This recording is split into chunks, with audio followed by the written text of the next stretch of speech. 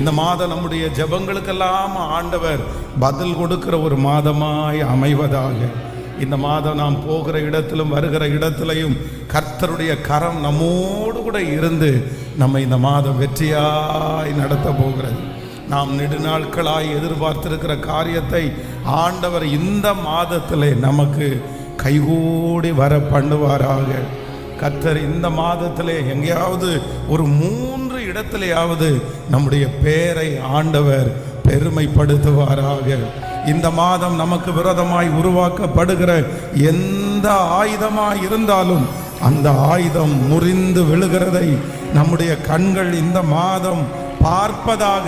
நம்முடைய சத்துருக்களுக்கு முன்பாக நமக்கு ஒரு பந்தியை கர்த்தர் ஆயத்தப்படுத்தி நம்முடைய தலையை எண்ணெயினால் அபிஷேகம் பண்ணி அவர்கள் கண்களுக்கு முன்பாக இந்த மாதம் நம்மை மேன்மைப்படுத்துவார்.